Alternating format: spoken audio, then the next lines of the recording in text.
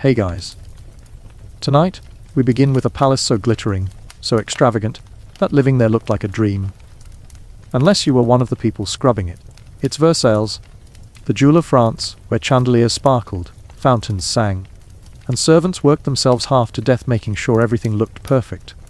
The world is gilded, exhausting, and survival meant knowing your place, keeping your mouth shut, and hoping you didn't faint in front of the king. Before you get comfortable, take a moment to like the video and subscribe, but only if you genuinely enjoy what I do here. And let me know in the comments where you're tuning in from, and what time it is for you. It's always fascinating to see who's joining us from around the world. Now, dim the lights. Maybe turn on a fan for that soft, steady hum. And let's ease into tonight's journey together. Congratulations. You've just started your first day as a servant in Versailles. And trust me, you won't last long. You step out of the dusty forest path and squint against the afternoon sun, catching your first glimpse of the palace. Versailles, not just a building, mind you, but a whole universe stitched together with marble, gilding, and a level of extravagance that would make even your Instagram influencer friends weep quietly into their artisanal lattes. The scent of freshly turned gardens mingles with the faint tang of horses, and if you pay attention, the less glamorous hints of human labor. Sweat, smoke from the kitchens, and occasionally the faint whisper of something vaguely off. You realize almost immediately that this place runs on people like you, quick, invisible, endlessly replaceable, and endlessly exhausted. The gates swing open with an almost theatrical creak. You hear the clipped steps of someone wearing a wig that defies gravity, the rustle of silk gowns that could probably house a small family, and the occasional stifled sigh of someone who has just realized that powdered makeup is not optional. You are swept into the current of courtiers, nobles, and servants, each moving according to their own invisible choreography, and immediately notice something. The palace is loud in a way that makes silence feel unnatural. You hear orders barked in hushed tones, the clatter of silverware being polished to obsessive perfection, and distant music that drifts through the hallways like it's gossip made audible. You begin your first task carrying a tray of breakfast pastries for Madame de something or other. The croissants are golden, suspiciously puffy, and probably as delicate as the ego of the Duchess you are about to encounter. You maneuver through corridors so vast that a single wrong turn could have you lost in a gilded labyrinth for hours. Hours in which you might be mistaken for a rogue marble statue and scolded for being insufficiently decorative. You can feel your back start to ache you already, but you glance at your fellow servants, all moving with the quiet desperation of people who know that any hesitation could be met with a look sharp enough to pierce armor. It's here, amid the glittering tapestries and polished parquet floors, that you notice the subtle hierarchy that runs like a pulse through the palace. Footmen above scullery maids, maids above the ones whose main job is simply to carry and vanish, all ultimately under the gaze of someone who probably spends their entire day thinking about nothing but how to make someone else feel slightly more miserable than yesterday. And you think, well, at least modern office politics don't involve powdered wigs and the threat of being trampled by a noble on a horse. As you make your way through the hall, a sudden gust of wind carries with it the perfume of lilies and something sweeter, almost like chocolate. You realize it's probably not chocolate, more likely a heavily perfumed noble treating themselves as if life were a dessert buffet. Your stomach growls. Not out of hunger so much as protest at the absurdity of walking through an opulent palace, carrying food you are not allowed to eat. You suppress the urge to swipe a tart. Survival in Versailles is about subtlety, not rebellion. Your first lesson here is learning that the palace thrives on your restraint. Or perhaps your suffering. Or both. You step into the kitchens, and it hits you like a brick wrapped in lavender. Heat, chaos. The sharp scent of roasting meat mingled with the smoke of burning butter.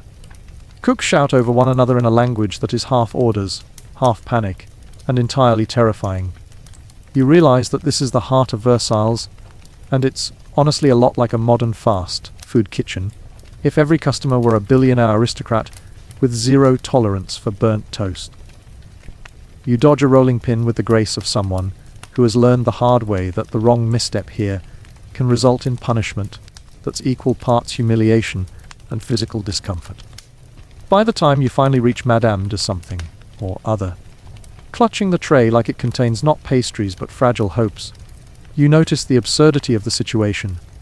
Here you are, dressed in something slightly better than rags, balancing baked goods for someone whose morning complaint will likely involve the precise alignment of sugar crystals on their pastry. You hand over the tray, bow just enough to appear humble, but not enough to suggest worship, and catch a glance of someone behind the curtain, another servant, who gives you the tiniest wink. A silent acknowledgement that yes, you're both trapped in this gilded circus together, and yes, it's as exhausting as it looks. And then it hits you, this is only the beginning. There are floors to scrub, fires to stoke, wardrobes to maintain, and endless hallways where a wrong turn could mean a week's worth of scolding for stepping where you should not. If you think balancing pastries for an overly dramatic duchess was a challenge, wait until you see what happens when a royal carriage needs cleaning, polished, and perfectly aligned for a parade you didn't know was happening. You follow the flow of courtiers and footmen deeper into the palace, trying to memorize the impossible geography while also keeping your ears open for instructions that could arrive in any accent, volume, or manner, often all at once. The palace seems to breathe with a life of its own. Creaking floors sigh under footsteps, chandeliers sway like nervous cats, and somewhere, a harp trills as though reminding everyone that yes, life is beautiful, but also very, very exhausting if you are the one doing the work. A sudden command sends you running to fetch linens that have somehow multiplied since the last time you saw them. You dart past statues that seem to stare at you accusingly and tapestries depicting battles you barely remember from school. At this moment, you understand why Versailles inspired generations of architects, painters, and Instagrammers alike. It's almost too perfect. Almost. But perfection here carries a cost, and that cost is your back, your patience, and possibly your sanity. The air is thick with smells you never imagined could coexist. Roasted meats from the kitchens, the faint musk of noble perfume, the sharp tang of polish on every surface, and the soft undertone of sweat from hundreds of overworked humans doing impossible tasks. You inhale deeply, because apparently, survival here means absorbing every sensory assault, and remind yourself that a modern office air conditioning system has nothing on the olfactory symphony of Versailles. You pause near a fountain in the courtyard, the water sparkling with an almost mocking cheerfulness. A dog barks somewhere, probably belonging to a duchess with a name too complicated to pronounce. You sit briefly on the cold stone, noticing the perfectly trimmed hedges and thinking that in another life, this could almost be relaxing. But then a bell rings, sharp and urgent, and you remember, you are not here for leisure. You are here to serve, to vanish, to obey, and to survive. Through a half-open door, you glimpse a scene that will stick with you forever. The royal family dining, the table groaning under fruits, meats, pastries, and wines that likely cost more than your yearly salary. The king gestures as if conducting an orchestra of indulgence, while nobles nod and sip politely, pretending to care about etiquette more than the actual flavor. You notice your reflection in a silver platter wide-eyed, slightly bent, and completely aware that at this table, your existence is defined by invisibility. Modern office microwaves suddenly feel luxurious. You continue your rounds, carrying, cleaning, fetching, and dodging. You catch snippets of gossip, whispered scandals, subtle rivalries, and quiet bribes exchanged in corners that smell faintly of mildew and secrecy. It's intoxicating in a way you didn't expect. Somehow, amidst all the exhaustion and absurdity, you feel part of something vast and terrible and beautiful. And maybe, just maybe, you'll survive another day if you can remember to bow at exactly the right angle and not drop the silver. Just when you think you've learned the rhythm of this gilded prison, a sudden scream pierces the air. A tray of wine has shattered somewhere, and the resulting chaos is like a small storm. Footmen shout, maids scurry, and one unlucky apprentice trips, sending candles rolling dangerously close to an exquisitely embroidered carpet. You freeze, knowing that in Versailles, accidents are more memorable than achievements. If you think pastry duty was stressful, wait until you see what happens when fire meets royal wrath. The day wears on, each hour folding into the next with relentless precision. Your muscles ache, your senses are overloaded, and yet there's a strange rhythm here, a cadence of obedience and subtle rebellion that you begin to recognize. You find a small moment to lean against a column and grin at a fellow servant, sharing a silent, conspiratorial acknowledgement. Yes, we are trapped in this beautiful nightmare together, and somehow that makes it almost bearable. As twilight falls, casting long shadows over the palace grounds, you realize that Versailles is a living organism that will test your body, patience, and very soul. Every corridor, every gilded door, every perfectly polished floor is a test. And if surviving the day felt like a small victory, the night brings its own challenges, hidden tasks, surprise inspections, and the ever-present risk of offending someone whose power over you is absolute.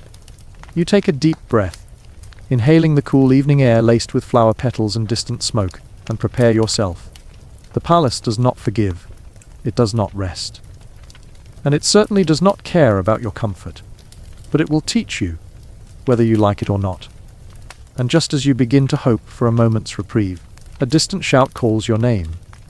There's been a mess in the kitchens, again. And this time, it's near the royal apartments. If you thought carrying pastries was nerve-wracking, wait until you see the chaos when a royal dinner goes wrong. Night falls over Versailles like a velvet curtain, soft yet suffocating in its weight. You step carefully across the cold stone floors, your shoes squeaking against the polished parquet in a rhythm that betrays your presence to anyone listening. Someone, somewhere, always is. The corridors, which seemed endless in the daylight, now twist into shadows that dance along the walls like mischievous spirits. Every torch flicker casts a new threat. A dropped tray could shatter underfoot, a whisper could be overheard, and a single misstep might earn you a reprimand from a voice that sounds calm, but cuts sharper than any knife. You clutch a small lantern, its flame trembling like your resolve as you make your rounds.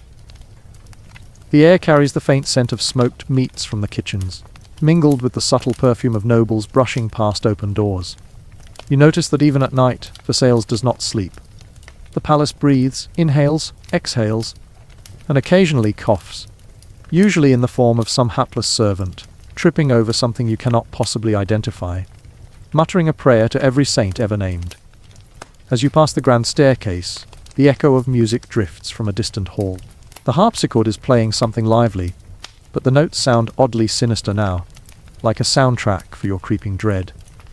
You pause for a moment, imagining modern elevators with soothing music, which suddenly seems like heaven compared to the echoing suspense of carrying a tray through Versailles in the dead of night.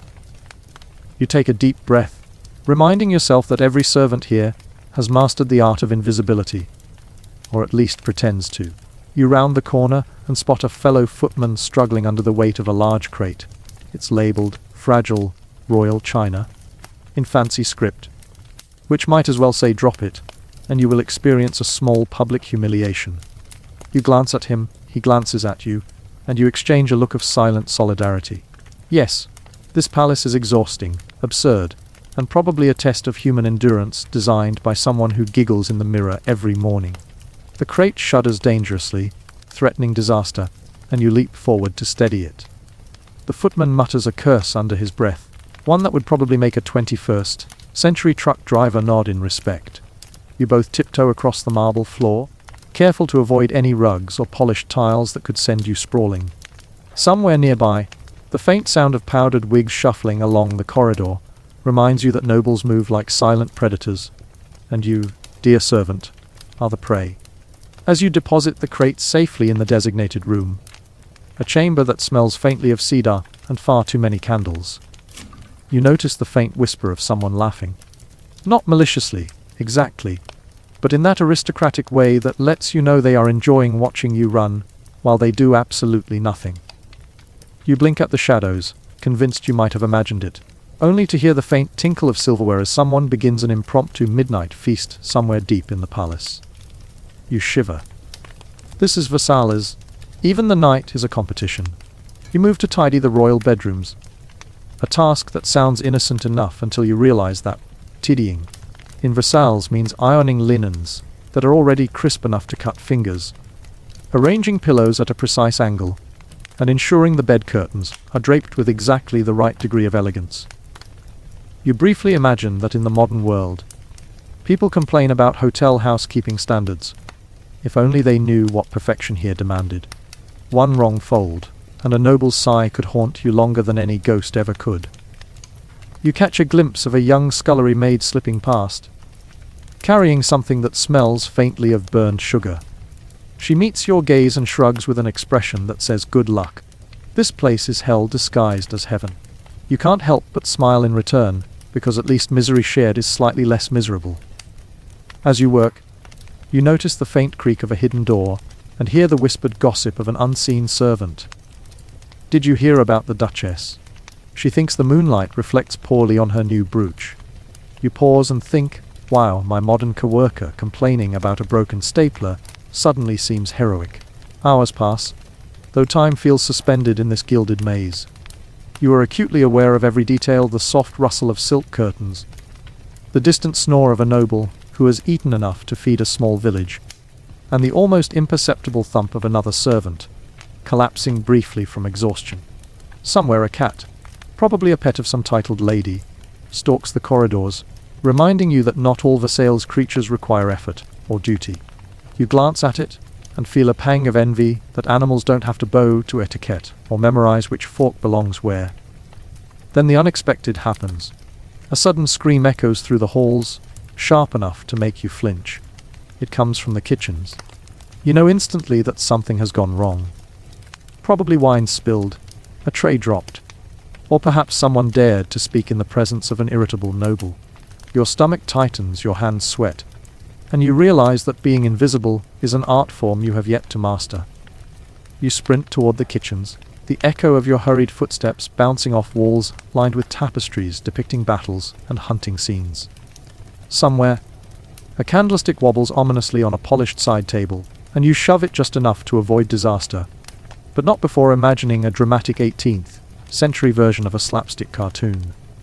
The kitchens themselves are alive, a whirlwind of movement and heat, flames licking the edges of pots, cooks shouting in a symphony of French commands that sound simultaneously like poetry and threats, and the occasional crash of something expensive hitting the floor. Your eyes land on the source of the scream. A young apprentice has dropped a tray of wine directly in front of Madame de something, or other's prized pantry. The crimson liquid spreads like a slowly advancing tide, glinting in the lamplight as though mocking the very concept of human competence. You step in to help, mopping up the mess with a rag that feels like it's been used since Louis XIV was a child. The apprentice mutters something about never wanting to see Versailles again, and you can't help but think, welcome to the club, buddy. The membership fees are baggage, sleepless nights, and a very real chance of public humiliation. As you work, the head cook appears, a man whose expression suggests he is simultaneously disappointed, furious, and secretly entertained. He waves a ladle at you, not unlike a conductor directing an orchestra of chaos, and suddenly you are part of a ballet you never auditioned for. Pots clatter, spoons jingle, and you learn quickly that grace under pressure is not a skill. They expect it as your default setting. You wonder, briefly, if anyone in the modern world appreciates the difference between carrying a tray of delicate pastries and managing a floor slicked with royal wine in the middle of the night. Probably not. Once the immediate crisis is averted, you retreat, dripping and exhausted, back into the palace corridors. You pass rooms filled with people who have no idea the world outside their gilded walls exists. The nobles lounge in silk gowns and velvet coats, gossiping about events you've never heard of, while outside, peasants work fields that would make a modern construction site look like a spa retreat. It's an absurd juxtaposition, one side of life, carefully curated into opulence, the other a blur of labor and survival. You adjust your back and mutter to yourself, maybe I'll start a blog someday called Modern Servant vs 18th Century Madness.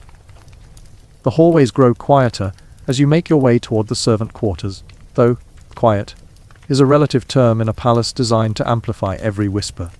You notice the faint smell of burnt candle wax mixed with the lingering fragrance of lilies from the gardens. The corridors twist unpredictably, as if designed to remind you that Versailles is as much a psychological maze as it is a physical one. You catch sight of a fellow servant, attempting to sneak a piece of bread, and you can't help but grin. Small rebellions are the only thing that make these endless nights tolerable. At the quarters, you collapse onto a narrow cot, the wood pressing uncomfortably against your ribs. Nearby, other servants shift, sigh, and groan in various stages of exhaustion. One older maid tells a story about the Duchess, who supposedly judged the symmetry of silver spoons with the intensity of a battlefield commander. You nod along, secretly relieved that someone else has survived the absurdities of the day. It is a small comfort, but in Versailles, tiny comforts are worth savoring like rare wine. You close your eyes for a moment, imagining a modern mattress, central heating, and a weekend where no one expects you to bow or polish anything. The fantasy is fleeting, replaced instantly by the cold reminder that dawn will arrive with a new set of tasks, and every small mistake will be magnified by the palace's insatiable appetite for perfection. But for now, at least, there is a brief, trembling peace. Then comes the whisper. From somewhere deep in the shadows, a voice mutters, barely audible but sharp enough to make you sit up straight. It's a reminder that even in the night, someone is always watching, evaluating, judging.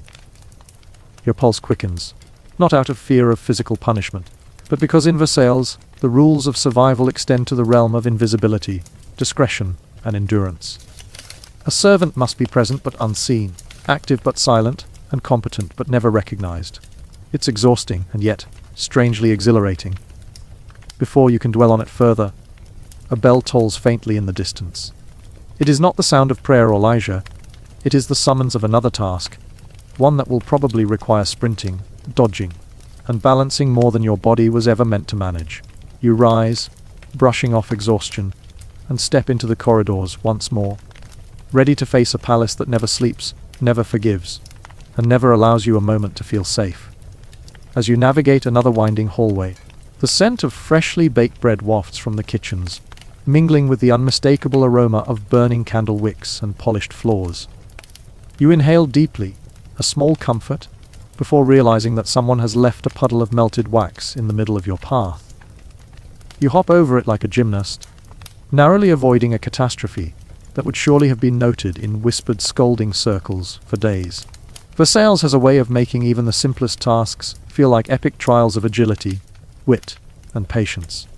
And then you hear it, the soft, almost imperceptible clatter of a tray dropped somewhere near the royal apartments. Your stomach knots. Someone will pay for that mistake. And in a palace where blame is as abundant as guilt, it could be anyone, including you. If you thought nighttime chores were challenging, wait until morning brings the parade of nobles, the inspections, and the ever-present risk of being noticed for all the wrong reasons. You swallow, steady your breathing, and step toward the sound, knowing that your survival depends not on strength alone, but on alertness, grace, and a healthy dose of luck. The palace hums around you, alive with intrigue, gossip, and the relentless march of expectation. Every corridor, every shadow, every flicker of candlelight is a test, a challenge, a reminder that in Versailles, you are both invisible and indispensable. And just as you round a corner, the door to the royal apartments swings open unexpectedly. A tray of wine teeters on the edge of a table, and the look on the serving noble's face is one of sheer panic. You freeze, caught between rushing forward to help and pretending you don't exist. This, dear time traveler, is the true test of survival, not strength, not skill, but perfect timing and absolute discretion. And somewhere in the palace, a voice mutters a single sentence that makes your stomach drop. If this is tonight, imagine tomorrow's banquet. You wake before dawn, or at least you think you do.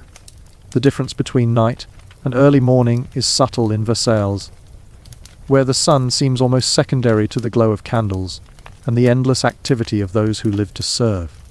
The corridors are already alive with the quiet murmur of servants, shuffling and whispering as they prepare for the day. You roll out of your cot, muscles screaming in protest, and try not to think about the absurdity of getting ready for a palace where your job is essentially to not exist. The first task hits you like a wave breakfast. Not for yourself, of course.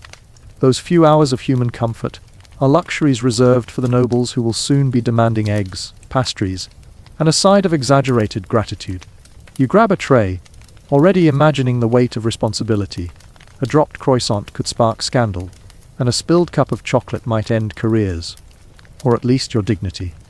You step lightly, weaving between fellow servants who are already in motion, their faces tight with focus and just a hint of mutual dread. The air smells of baked bread, roasting meat and wax. It's rich and warm and slightly terrifying, like entering a world that is beautiful on the surface, but subtly hostile to anyone who isn't royalty.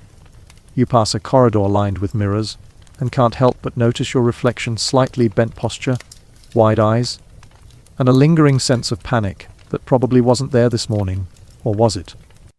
Regardless, the mirrors aren't here to flatter. They are silent judges of your grace, your invisibility, and the precise angle at which you carry a tray.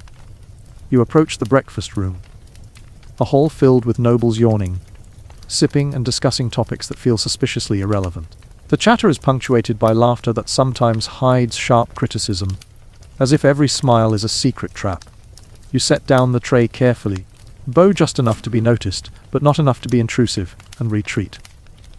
A young scullery maid passes, whispering, "You're the hero of spilled wine, remember?" You grin. Somehow, surviving last night's chaos has become a badge of honor among the invisible. You slip into the hallways beyond, tasked with polishing silver for the next audience. The gleam of the utensils is blinding, the reflection of candlelight creating tiny suns on the floor. You bend and rub, imagining a modern dishwasher, and briefly mourning the fact that humans were invented to have backs, not to contort themselves around trays of aristocratic silver. Every clang of metal is amplified, echoing like applause for someone else's power, a constant reminder that labor here is always performance.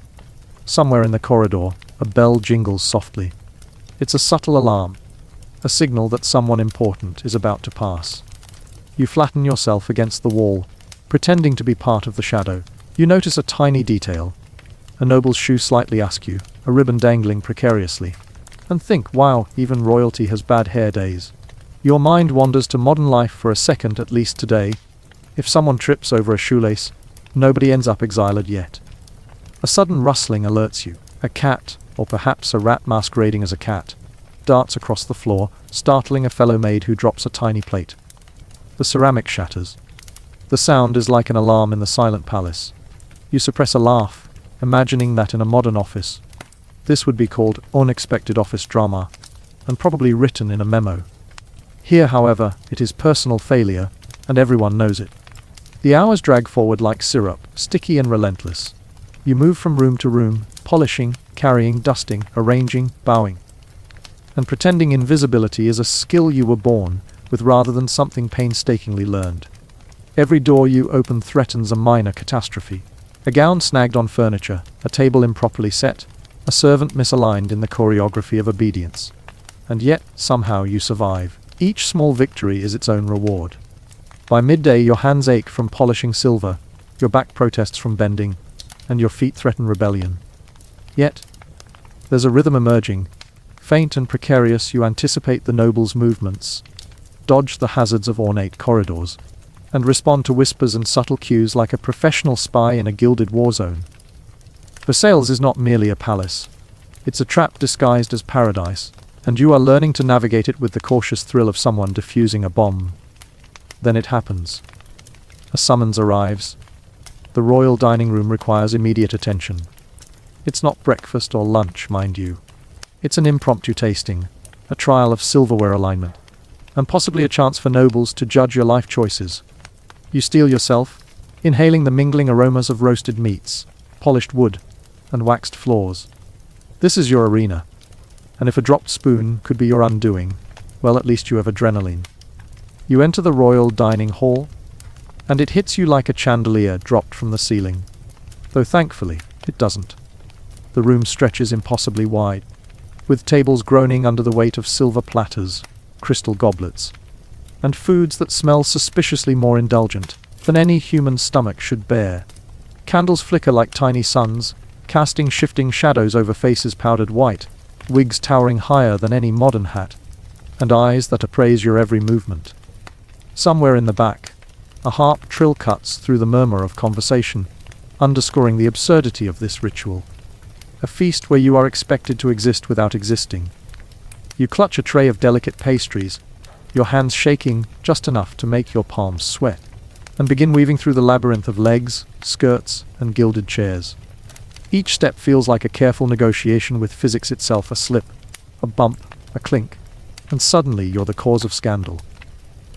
You glance down at the tray, mentally calculating how many calories could realistically survive a fall. If this were a modern buffet, you'd be laughing, maybe even posting a TikTok. Here, however, a spilled tart is a near catastrophe. The nobles chatter about trifles, the latest fashion in Paris, the king's latest hunting conquest, whether someone's wig is slightly off-center. You notice their gestures, their fleeting glances, and the tiny pauses where a servant's misstep could be fatal, socially speaking. You think to yourself, imagine a Zoom call where one wrong facial expression gets you exiled. Welcome to Versailles, circa whatever year this is. As you maneuver past a particularly tall duke, you catch sight of Madame de Something, or other inspecting her silverware with the intensity of a general reviewing troops before battle. One tiny smudge, one misaligned fork, and you swear she could have an army of invisible executioners dispatched to your cot immediately. You suppress a shiver and adjust the tray, careful to avoid any motion that might betray your existence. From the corner of your eye, you spot a footman juggling glasses of wine like he's auditioning for the circus. You realize he's been doing this for months, and probably has developed a secret skill level that makes you feel both impressed and slightly jealous. Somehow, in the middle of aristocratic chaos, human ingenuity persists, though usually under threat of punishment. You make a mental note. Never underestimate the desperation of someone whose paycheck depends on not spilling red liquid on silk gowns. A sudden clatter interrupts your focus. A chair toppled, a goblet wobbling, and a gasp from a duchess whose expression is part horror, part outrage. You spring into action, catching a goblet mid, fall like a caffeinated ninja. The applause from your fellow servants is silent, of course, but you feel it anyway. A tiny acknowledgement that you survived, yet again, another near catastrophe in the gilded maze. You grin at a passing maid, sharing a conspiratorial glance that says, "Yes, we are invisible warriors in a palace that doesn't understand human limits." The feast continues, each course more elaborate than the last. Roasted birds with glistening skins, fruits so bright they look painted, and sauces you cannot identify without a sense of smell that has likely been dulled by hours of labor. You carry plates with the precision of a tightrope walker, occasionally muttering to yourself about modern catering standards. If only someone had invented the dishwasher and food safe containers before Louis CV decided this level of elegance was mandatory. At one point, a noble demands more wine. You sprint across the room, tray in hand, dodging skirts, wigs, and the occasional unsuspecting dog. The sound of laughter and whispered gossip follows you, creating an atmosphere that is part theater, part battlefield, and entirely exhausting. You arrive just in time, place the goblet with impeccable grace, and retreat with a sigh that could power a small windmill. By the end of the banquet, your muscles ache, your hands tingle from holding trays, and your mind reels from the endless navigation of bodies, food, and fragile tempers. You find a quiet corner, leaning against a column, and allow yourself a moment to breathe. Outside, the gardens glimmer in moonlight. Perfectly trimmed hedges casting long shadows that look almost like miniature armies. You think about how easy it would be to escape, just step into the night and vanish. But of course, escaping Versailles is not exactly an option. Just as you begin to relax, a commotion erupts near the high table. A plate of roasted pheasant teeters dangerously close to falling, the noble in question flailing in a mix of surprise and indignation. You spring forward instinctively, catching it mid-air with a grace you didn't know you possessed. Around you, the silent acknowledgement of your fellow servants is palpable, and you realize at Versailles, small victories are everything. You take a step back, letting the chaos continue around you. The noble who almost caused the disaster doesn't notice your heroics, of course. Nobody does. But that's the point. You are a shadow, a ghost, a necessary presence who cannot exist in the same space as attention. And yet, as you glance at the glittering hall, the towering candelabras, and the perfectly arranged tables, you can't help but feel a thrill. It's exhausting, ridiculous, absurd. but it's Versailles. And, just when you think you've survived another day and night, a voice whispers from the shadows, carrying through the hall. If you think this banquet was intense, wait until the king himself decides to inspect the servants' quarters at dawn. You awaken to the faintest hint of dawn brushing against the tall, gilded windows of the servant quarters. The air is cool, carrying the scent of polished wood, lingering candle smoke, and the ever-present hint of sweat. Even in the dim light, the palace seems alive, humming softly with anticipation, as if the walls themselves are whispering, "Today, someone will fail." You stretch, careful not to disturb the others, knowing that any movement in this gilded ecosystem could ripple across the hierarchy of tasks like a pebble in a pond. The first command arrives swiftly, and inspection. The head steward, an imposing figure whose glare alone has the power to ruin a day, has decided that everything must meet a standard that is, frankly, unattainable. You rise with the urgency of someone who knows that failing an inspection in Versailles is not just embarrassing, it is remembered. In whispered stories, servants speak of colleagues whose mistakes echoed through the corridors for weeks, sometimes months, as cautionary tales to all who followed. As you move toward your assigned post, the corridors seem wider than ever, the polished floors reflecting the faint morning light in blinding streaks. You pause to take a deep breath, imagining a modern hallway, carpeted and forgiving, where a misstep might result in nothing worse than a stubbed toe. Here, even a stumble could be catastrophic, not just physically but socially, as invisible hierarchies and subtle power plays govern every glance, gesture, and bow. The royal inspection begins with the scullery. Pots and pans clang rhythmically as cooks scramble to make everything shine, as if their lives depended on it. Because, in a way, they do. You watch an apprentice bend over a cauldron, the heat radiating in waves, and think that if your modern kitchen ever required this level of precision, Michelin stars would be irrelevant compared to the threat of public humiliation. A misplaced ladle here, a smudge on a pan there, and a story about incompetence would travel faster than the royal gossip that fuels Versailles' inner workings. You move to the linens next, each sheet folded with painstaking accuracy. The smell of pressed fabric, faintly scented with lavender, fills your nostrils. You glance at a fellow maid, who straightens a pillow at exactly the right angle, and you wonder how anyone manages to maintain sanity in a world where the symmetry of cotton can dictate your mood for the entire week. The subtle movements, the careful attention to detail, and the unspoken fear of being noticed for the wrong reasons coalesce into a dance that requires both nerve and endurance. At this point, you pause to watch the head steward approach. Every step he takes seems amplified, echoing off the marble floors like a drumbeat of judgment. His eyes flick across the room, landing briefly on a slightly crooked napkin and a faint fingerprint on a silver platter. You hold your breath, feeling a wave of tension that presses on your chest like the palace itself is leaning down to weigh your soul. The apprentice next to you trembles, nearly dropping a tray, and you reach out instinctively, steadying it before disaster strikes. "You," the steward says, voice calm but lethal. "Adjust that." His finger points to a single fork. You nod, make the adjustment with trembling precision, and step back. A subtle nod from him signals temporary approval, though the weight of scrutiny remains. It's a tiny victory, but one that tastes sweeter than any pastry you've carried. Small wins are essential. In Versailles, they are the only things that make endurance bearable. You move deeper into the palace, tasked with ensuring the hallways are cleared, doors aligned, and floors spotless. The air is heavy with candles and the faint musk of humans who have been working since before sunrise. You notice the portraits lining the corridors, eyes painted with intensity as though judging you silently.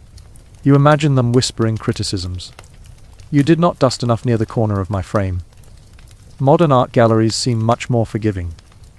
The head steward arrives again, this time inspecting the arrangement of chairs in the audience chambers. Each chair must be placed with absolute precision. No tilts, no uneven spacing, no hesitation. You adjust the nearest chair, glancing nervously at the steward, who scrutinizes your work with a hawk's focus. You briefly imagine a modern conference room, where chairs can wobble without consequence, and feel a pang of longing for a world where human error is trivial. Just as you finish, a distant crash reverberates through the corridors. A tray has fallen in another wing, the sound echoing ominously. A maid gasps, muttering about the inevitable wrath that will follow. You swallow hard, realizing that survival in Versailles requires both vigilance and the ability to anticipate disaster before it happens. The palace is a living organism that punishes imperfection and rewards only those who can navigate the chaos invisibly. As the inspection continues, you move to the kitchens, polishing silver and arranging serving utensils. The scent of freshly baked bread and roasted meats is intoxicating. But hunger is a luxury you cannot afford. You focus on the minutiae, a spoon slightly askew, a goblet catching candlelight at the wrong angle. Every adjustment is a silent prayer, a hope that you remain invisible yet indispensable. You glance at a fellow footman, who wipes sweat from his brow and gives you a subtle wink, a shared acknowledgement of the madness that binds all servants together. Hours pass, each moment a careful balancing act. You feel as if you've aged decades, your muscles screaming and your mind constantly alert. The palace is relentless, an endless loop of expectation and performance. Even the air seems conspiring, carrying the sense of labor, perfume, and polished surfaces that remind you of your presence, or your absence, if you are lucky. Then the steward calls for the final assessment, the royal chambers. Here, the stakes are highest. Every feather and every pillow must be aligned, every carpet wrinkle erased, every candle positioned to perfection. You step inside, aware that a single imperfection could overshadow all the small victories of the morning. The room is a sensory overload, gilded furniture reflecting candlelight, tapestries heavy with history, and the faint aroma of perfume lingering like a subtle trap. A noble enters unexpectedly, inspecting the room. You freeze, a shadow among shadows, adjusting a tray just in time.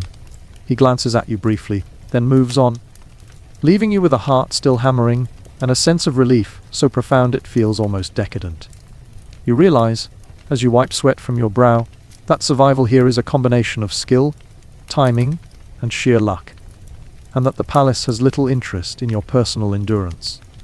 And as you step back into the corridor, catching a glimpse of sunlight filtering through the windows, you know that the day is far from over.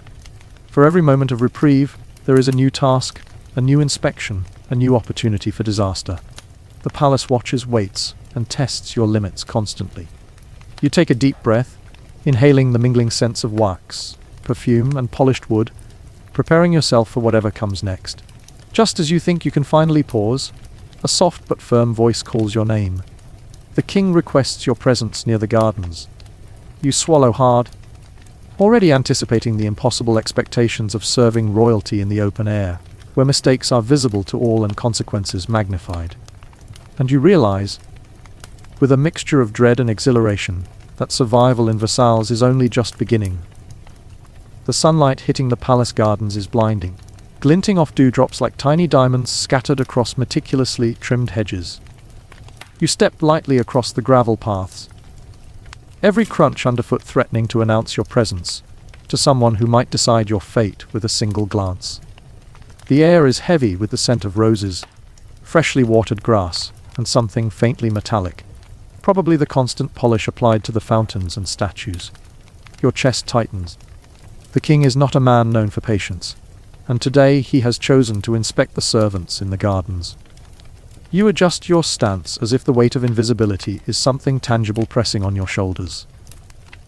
Fellow servants shuffle nervously behind you, their eyes darting to every noble strolling the gardens, as if sunlight itself could expose imperfection. You glance at a gardener carefully trimming the hedges, and imagine how modern landscaping seems like a vacation compared to the intense scrutiny here. Even a misaligned leaf could somehow lead to whispered complaints and remembered failures. The king appears, adorned in a coat embroidered with gold threads, so intricate that you briefly wonder if someone had actually stitched the palace itself into it. His steps are measured, deliberate, each one echoing authority, each one demanding the perfect response from anyone nearby. Your muscles tighten. Every instinct screams, do not trip, do not breathe wrong, do not exist. You glance at a nearby footman who freezes mid-step, and you both share a silent acknowledgement of mutual terror. Your task is simple, yet impossible. Carry a tray of refreshments for the king's Morning stroll without attracting negative attention. Simple, that is, until a dog, one of the royal pets, naturally, decides to chase a butterfly across your path, weaving dangerously close to your tray. You pivot, nearly colliding with a dwarf standing near the fountain, whose wig glimmers like spun silver. Somehow, by a miracle, the tray remains upright, and the king does not notice. You exhale slowly, feeling a surge of relief that is immediately replaced by awareness. The next obstacle is always coming. The king stops, apparently satisfied with the alignment of a statue, and gestures subtly toward a table, where delicate glasses of punch await. You move forward with the grace of someone balancing on a tightrope over a pit of hungry lions.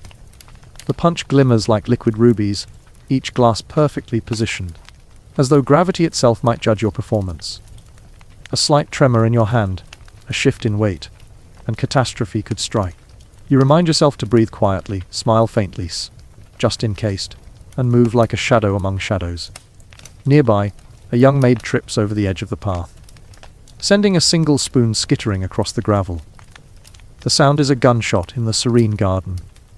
You wince as the king's gaze flickers briefly in your direction, though whether he notices or not remains a mystery.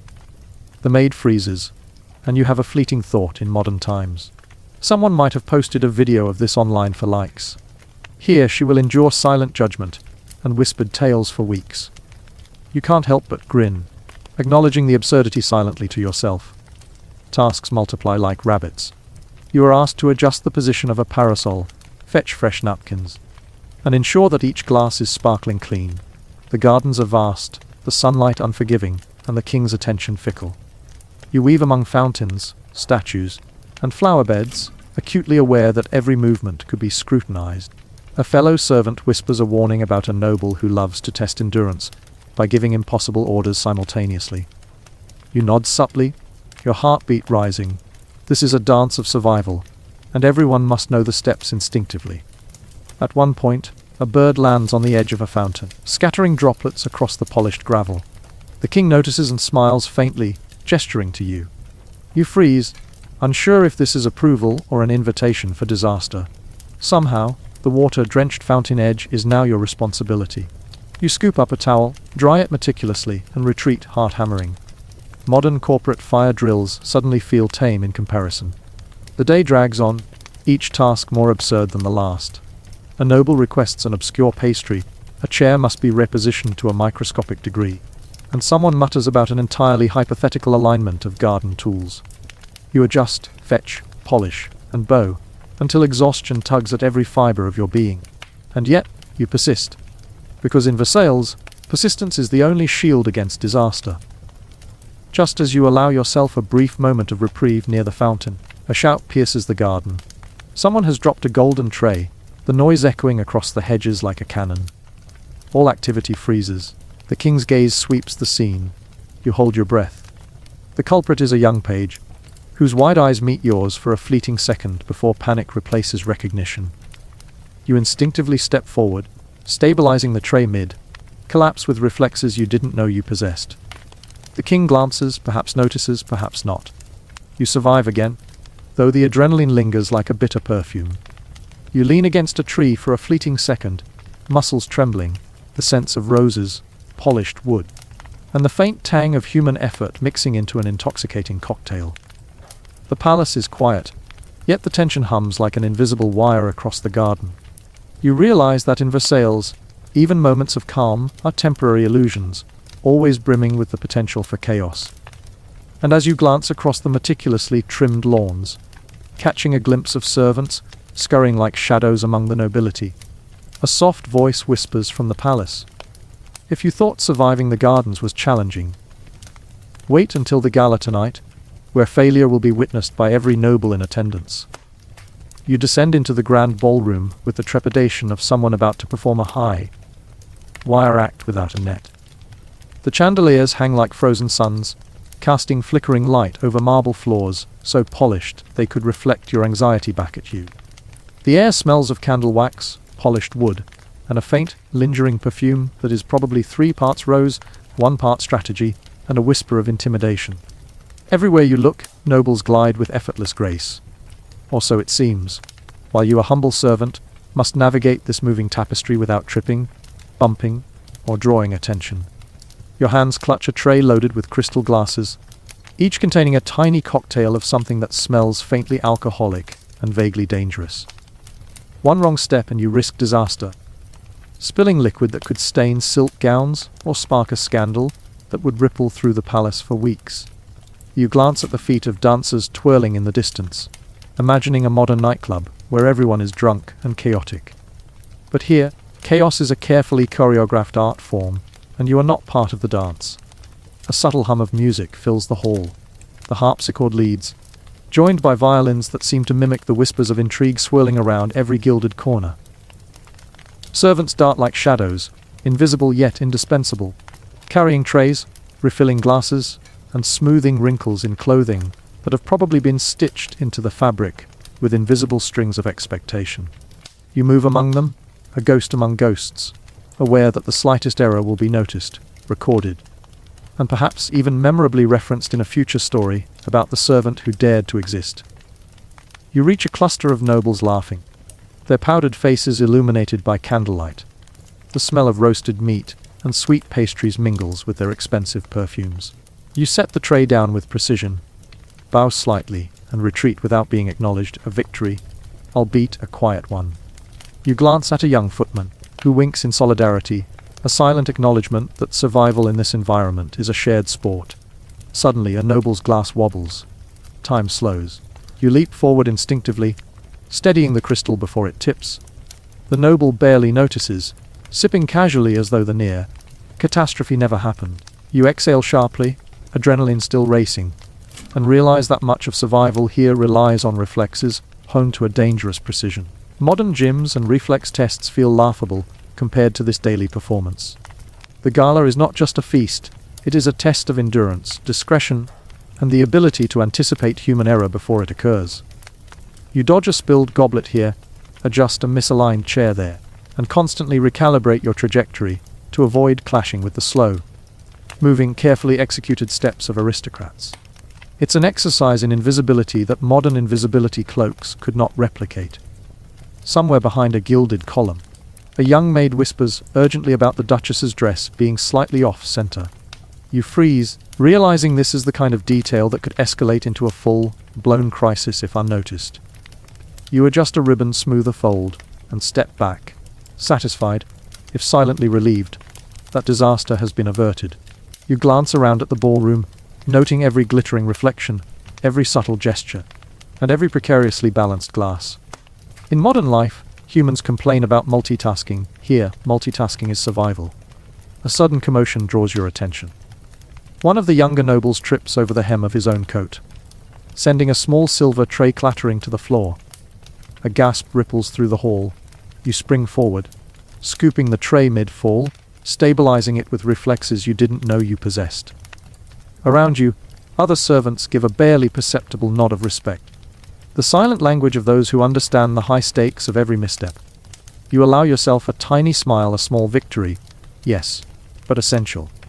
The evening wears on, each course bringing new challenges. You navigate around dancers, musicians, and nobles leaning conspiratorially over trays of fruit and sweets. Candles flicker unpredictably, casting shadows that could disguise or reveal a mistake, depending on how merciful the universe feels tonight. You adjust chairs, straighten napkins, and carry trays heavier than your morale, all while maintaining the appearance of calm. Modern office parties seem absurdly easy in comparison. At one point, you are summoned to assist with a sudden demand. The king wants a very specific pastry, with a precise angle for its presentation. You dash to the kitchen, narrowly avoiding a collision with a juggler balancing goblets on his fingertips. The pastry is retrieved, the tray arranged, and you return just in time, placing it before the king with the precision of a Swiss watchmaker.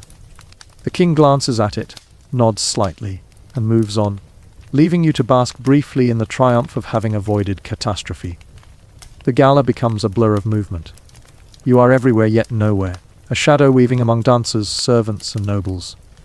The scent of roasted meats, candied fruits, and wax combines into a dizzying aroma that fills your nostrils as you sprint from one task to the next.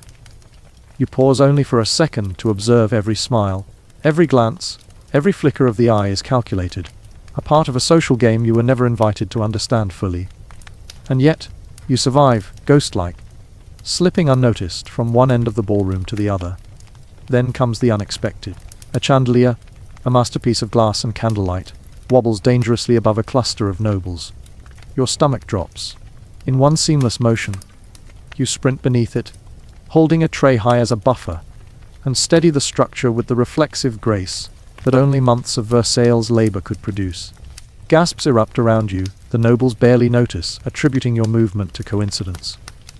But you know better. One misstep here, 1 second too slow, and disaster would have struck in a spectacular, historical fashion. By the end of the evening, your muscles ache, your hands tingle, and your mind reels from the relentless demands. You find a quiet corner near a fountain, letting the sounds of laughter, music, and clinking crystal wash over you. The garden outside glimmers with moonlight, reflecting in the fountains like liquid silver. You take a deep breath, inhaling the mingling scents of roses, polished floors, and fatigue. Each inhale is both relief and preparation, for in Versailles, calm is fleeting. And just as you allow yourself a moment of respite, a soft, commanding voice calls from the hall. Prepare for the king's private inspection tomorrow morning. Every tray, every chair, every candle must be perfect, or else. Night falls, but the palace does not sleep.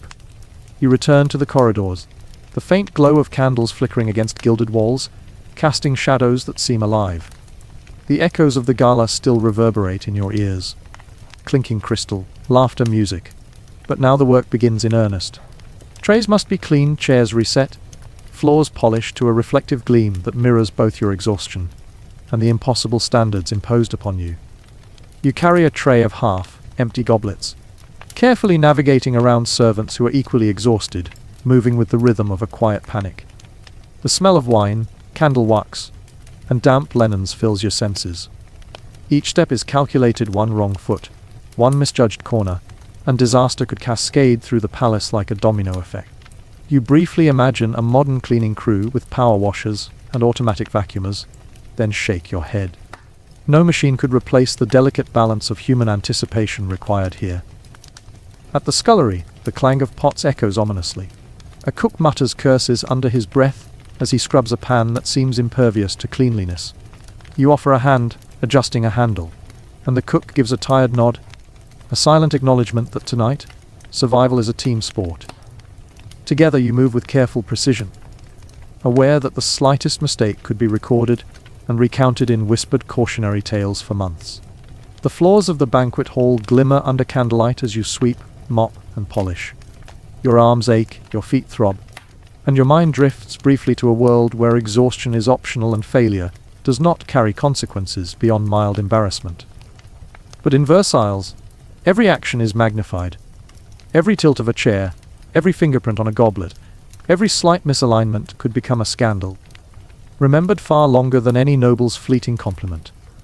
You pause to adjust a fallen ribbon on a chair, the fabric brushing softly against your fingers. You inhale the scent of polished wood, faint wax, and lingering perfume, realizing that the palace is a living organism that judges even the smallest details. The walls seem to whisper as you work, reminding you that invisibility is your only shield and perfection is your only defense. You glance at a fellow servant, who nods subtly, a shared recognition that the night is long and endurance is mandatory. Outside, a cold breeze drifts through the gardens, carrying with it the scent of roses, damp earth, and something faintly metallic.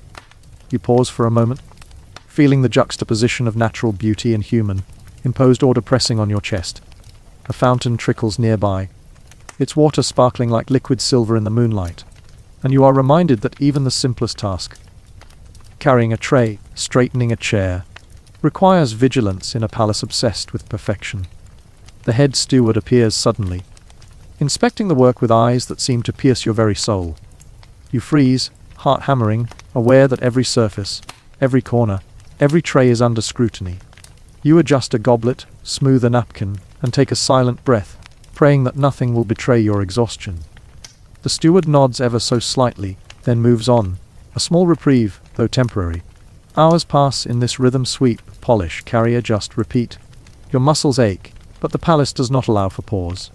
Trays must be balanced, floors must shine, linens must be immaculate. You think of modern convenience, machines, shortcuts, safety nets, but here, human skill, vigilance, and endurance are irreplaceable. Even the smallest lapse could cascade into disaster, magnified by the scrutiny of those who inhabit Versailles. Finally, the work reaches its end.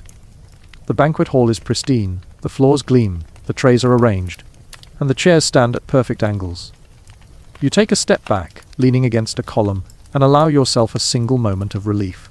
Your body aches, your mind hums with fatigue, but the palace is satisfied for now. Small victories are savored silently in moments like this, among shadows and whispers. But just as you begin to close your eyes for a fleeting rest, a whisper floats through the hall, carrying the chilling reminder that the king himself will inspect everything at first light. Remember, even the smallest detail will be noticed. Even the quietest servant cannot escape the king's gaze. You shiver, knowing that survival in Versailles is not merely about completing tasks. It is about endurance, precision, and the constant, gnawing awareness that one mistake could undo hours, days, or even weeks of effort. And yet, somewhere deep in the exhaustion, a tiny spark of pride burns. You survived another day, navigated another gauntlet, and remain, against all odds, part of this intricate, absurd, and relentless world. You retreat to the servant quarters, muscles trembling, hands stiff, and heart still racing. Other servants are already there, leaning against walls, quietly acknowledging one another's endurance with subtle nods and whispers. You lie down, cocooned in blankets that smell faintly of lavender and fatigue, and close your eyes. Outside, the palace sleeps fitfully, but you know that dawn will bring a new series of trials, a new test of skill, discretion, and endurance. And as you drift into a shallow, exhausted slumber, a faint echo of laughter and music lingers in your mind. A reminder that in Versailles, the spectacle never truly ends, the chaos never truly ceases, and survival is both an art and a necessity. Tomorrow, the king will inspect. Tomorrow, trays will tremble. Tomorrow, you will be tested once again. You awaken to a chill in the air, one that seems to seep straight through the thin blankets and settle into your bones. The palace is quiet now, but the silence is deceptive, like the calm before a storm that only you seem to know is coming. The faint scent of wax, linen, and lingering perfume reminds you that Versailles never truly sleeps. It only pauses briefly to plot the next trial. You sit up, rubbing your eyes, and immediately sense that today will be different. Not worse, necessarily, but heavier, subtler, a test of endurance that does not announce itself with drums or shouts. The first task presents itself almost immediately. The mental game of remembering every last detail from the previous day. Which goblet was placed in which position? Which ribbon was slightly askew on the Duchess's gown? Which candle was not perfectly scented? Your mind races as you review these micro-failures, even those that might have gone unnoticed by anyone else. Because in Versailles, invisible mistakes have a habit of returning to haunt you. You stretch your arms and notice that your hands are stiff, your muscles still trembling from the previous night's labor. But there is no time to dwell. Survival demands readiness, and readiness requires constant alertness. The head steward appears suddenly in the corridor, his shadow stretching long in the morning light. You straighten instinctively, shoulders tense, arms poised as though holding invisible trays. The steward does not speak, only surveys you with eyes that seem to calculate your worth, your precision, your likelihood of disaster, before it has a chance to occur. You swallow, the taste of wax and tension heavy on your tongue, and move forward, footsteps light but deliberate, a silent prayer on each step. Even simple tasks carry hidden dangers. Carrying a folded linen, you brush past a tapestry, only to realize the slightest misalignment could create a crease that might later be noticed. You pause, hesitating, calculating the angle, the pressure, the potential consequences, and finally adjust with precision. A fellow maid glances at you, nodding ever so slightly, and you understand. These are the unspoken victories of palace life, the moments when careful observation saves you from disaster, when invisibility becomes a skill honed like any craft. By mid-morning, the palace is alive again with the subtle hum of activity. Servants shuffle from corridors to kitchens, from kitchens to dining halls, balancing trays, smoothing fabrics, and straightening chairs with the intensity of generals preparing for battle. You move among them, your senses heightened, noting the sound of a dropped spoon before it falls, the faint flicker of candlelight reflecting off polished surfaces, the delicate aroma of food that is as intoxicating as it is unattainable. You inhale sharply, reminding yourself that hunger is not permitted here. Endurance, vigilance, and precision are your sustenance. Amid the tasks, alliances form and dissolve like quicksilver. A fellow footman shares a secret shortcut to avoid the Duke's watchful gaze, a way to navigate the corridor without risking your presence. You memorize it instantly, storing it in the mental catalogue of survival strategies that grows with every passing hour. Another servant whispers about the head steward's mood, which is more dangerous than a swinging chandelier. You nod subtly, recognizing that information, like movement, can save or doom you. Modern workplaces might frown on such manipulation, but Versailles runs on it. Knowledge is as vital as stamina. The afternoon is a gauntlet. The king has requested inspection of the kitchens, the scullery, and the banquet hall, all before tea. You move with a practiced rhythm, adjusting utensils, wiping fingerprints, and rearranging chairs without pause. Each action is a microcosm of the palace's demands, perfect execution without recognition. Constant labor without rest, vigilance without relief. You pass a young maid whose hands shake from exhaustion and offer a subtle wordless encouragement. A nod, a glance, the silent understanding of shared suffering. It is small, but it matters. In Versailles, even the tiniest gestures of solidarity can bolster survival. A sudden shout pierces the air. A tray has tipped, a glass has shattered, and the sound echoes like a cannon in the corridors. You spring forward, instincts sharpened by months of labor, catching the falling goblet just in time. The culprit, a new apprentice, freezes in terror. You give a fleeting, almost imperceptible nod, signaling both understanding and warning. Mistakes are human, but consequences are real. The head steward glances in your direction, expression unreadable. Relief floods you when he moves on without comment. You exhale slowly, savoring a small triumph in a palace where victories are often invisible. As the day progresses, fatigue accumulates like dust in the corners of polished floors. Your back aches, your hands tingle, and your mind begins to wander to modern conveniences. You no longer allow yourself to fantasize about chairs that do not require perfect alignment, dishes that do not demand constant vigilance, floors that can tolerate a stray footprint. Yet, even in these fleeting thoughts, a part of you marvels at the absurd beauty of the palace. The intricate tapestries, the glittering chandeliers, the deliberate choreography of human activity that transforms labor into theater. By late afternoon, the king requests your presence in the gardens. You follow, heart hammering as sunlight illuminates meticulously trimmed hedges, fountains that sparkle like liquid silver, and statues frozen in mid-motion. Every step is deliberate, every movement scrutinized. You carry trays of refreshments, adjust parasols, and ensure that the smallest petals are aligned in decorative arrangements. The nobility stroll past, discussing trifles with the air of great importance, oblivious to the invisible forces that maintain the illusion of perfection. You move like a shadow, unnoticed yet indispensable. Each successful maneuver a quiet testament to your endurance. A sudden gust of wind lifts a ribbon from a duchess's gown. You react instinctively, catching it before it brushes the ground, heart racing. The Duke notices, perhaps, perhaps not. The head steward glances in your direction, expression unreadable. You survive yet again, another test of vigilance passed. Modern office jobs seem tame by comparison.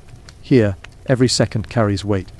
And invisibility is an art form that only the skilled can master. Evening descends with a relentless urgency. The palace demands preparation for the king's private dinner, a spectacle of such precision that misalignment or error would be catastrophic.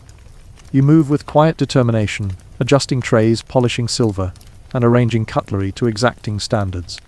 Each task is a challenge, the weight of trays, the glare of polished surfaces, the scrutiny of unseen eyes. You feel the tension in every fiber of your being, aware that exhaustion is not a deterrent in Versailles, it is an expected companion. In a fleeting moment of reprieve, you glance at a fellow servant who leans against the wall, shoulders slumped, eyes wary but alert. You share a silent understanding. Survival here is a communal effort, built on observation, skill, and shared endurance. Together, you navigate the chaos, a silent orchestra of labor orchestrated to maintain the illusion of effortless grandeur. Finally, the private dinner begins. The king inspects every surface, every placement, every gesture. You move with precision, carrying trays, adjusting chairs, and subtly smoothing creases. Each motion is calculated, executed with the practiced grace that months of Versailles' labor have demanded. The tension is nearly palpable. The air is heavy with expectation. You survive each test, each scrutiny, each silent evaluation. Victory is subtle, quiet, and often unrecognized, but it is victory nonetheless. Night deepens, and at last, you retreat to the servant quarters. Muscles ache, hands throb, and your mind reels from the relentless demands. Outside, the palace sleeps fitfully, though you know the morning will bring a new series of trials, inspections, and the unending expectation of perfection. You sink into the blankets, exhausted but alive, aware that endurance is the true currency of Versailles. And as you close your eyes, a whispered warning from a fellow servant drifts through your consciousness. Rest now, but remember. The king observes everything. Even shadows have duties here. You lie still, senses alert even in sleep, understanding fully that survival at Versailles is not merely about completing tasks. It is a constant negotiation with expectation, precision, and endurance. And somewhere in that exhaustion, a spark of quiet pride persists. You have survived another day, navigated another gauntlet, and remain, against all odds, part of this gilded, absurd, and relentless world. The day begins with an unusual tension, the kind that clings to your skin like a second layer, one that makes each breath feel measured and each movement deliberate. You awake to the distant sounds of hammering, the scrape of ladders, and the occasional muffled curse from somewhere deep in the palace corridors. Today, a masquerade is scheduled, a grand, ostentatious display of wealth, music, and pageantry that will engulf the palace in chaos from the moment the first mask is donned to the final bow. You can already feel the weight of anticipation pressing down on your shoulders, mingling with exhaustion from yesterday's relentless inspections and labor. The first challenge presents itself almost immediately: costumes. Not your own, you are, after all, invisible, but the masks, gowns, and shoes that will define the night for the nobles. You navigate corridors crowded with the trappings of extravagance, towering wigs, glimmering jewelry, feathers taller than any human you've ever seen, and gowns so heavy they could crush a small child. The scent of powdered hair, perfume, and wax fills the air, mingling with the ever-present aroma of food and polished wood. You inhale sharply, feeling both awe and dread. This is Versailles at its most theatrical, and you are a silent performer in the machinery that keeps it running. Trays are loaded with delicacies, tiny tarts, candied fruits, roasted meats carved into almost impossible shapes. Each item is a potential disaster. One slip, one tilt, one misstep. And you risk not only ruining a masterpiece, but also drawing the ire of a noble whose temper is as delicate as the crystal you carry.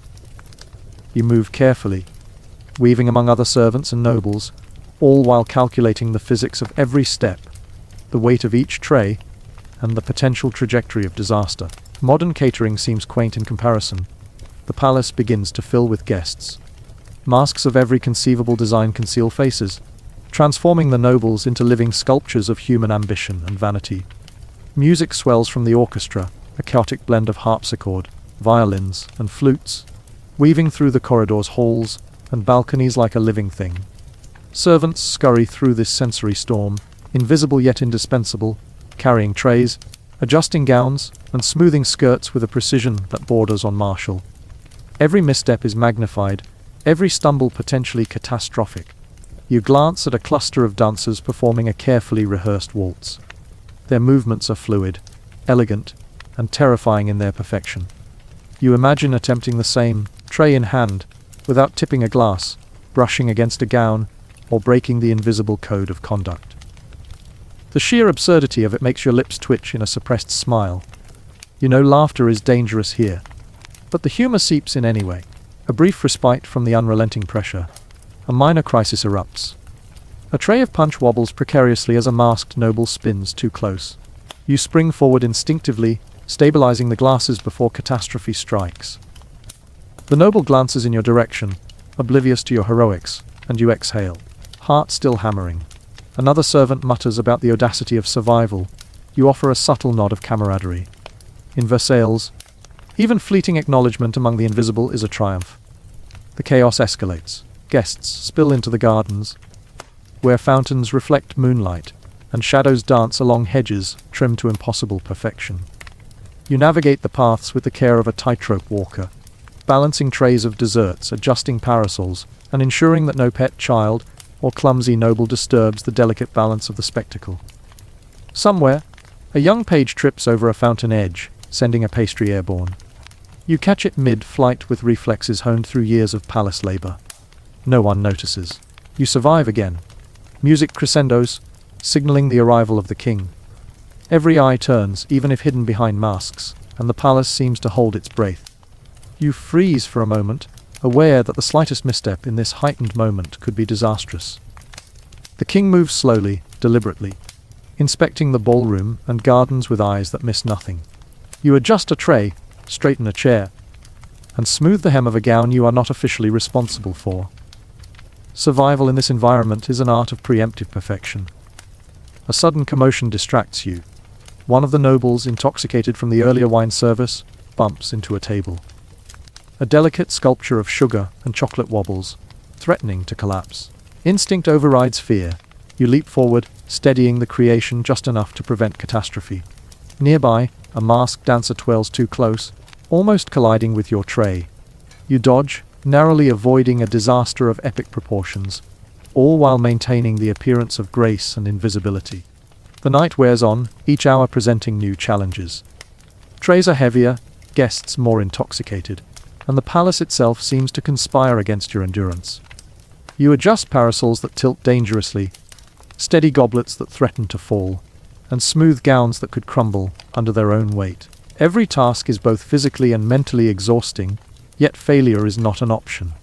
The palace demands invisibility, precision, and vigilance at all times. You find a fleeting moment to glance at the masked nobles.